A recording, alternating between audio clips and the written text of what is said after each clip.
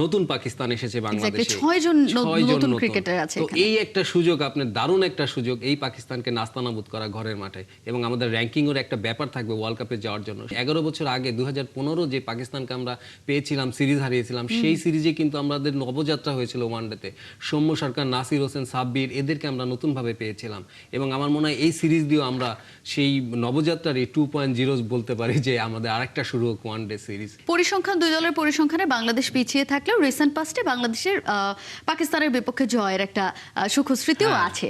So সেই ক্ষেত্রে এবারও নিশ্চয়ই জয়ের ধারাটা ধরে রাখতে চাইবে বাংলাদেশ। প্রস্তুতিটা কেমন দেখলেন ছোট করে একটু জানতে চাই। না, ছোট করে যদি বলি যে পাকিস্তানের সঙ্গে কিন্তু আমরা গত বছর টি-20 সিরিজ জিতেছি, তার আগে টেস্ট জিতেছি, তো এখন পালা এসেছে ওয়ানডে জেতার, এবং পাকিস্তানের এই দলটি কিন্তু নতুন পাকিস্তান এসেছে বাংলাদেশে, 6 জন 6 জন নতুন নতুন ক্রিকেটার আছে তো এখানে। এই একটা সুযোগ, আপনার দারুণ একটা সুযোগ এই পাকিস্তানকে নাস্তানাবুদ করা ঘরের মাঠে, এবং আমাদের র্যাঙ্কিং এর একটা ব্যাপার থাকবে ওয়ার্ল্ড কাপে যাওয়ার জন্য। সব মিলিয়ে কিন্তু এখন থেকেই শুরু, এবং আমার মনে হয় যে 11 বছর আগে 2015 যে পাকিস্তানকে আমরা পেয়েছিলাম, সিরিজ হারিয়েছিলাম, সেই সিরিজে কিন্তু আমাদের নবযাত্রা হয়েছিল ওয়ানডেতে।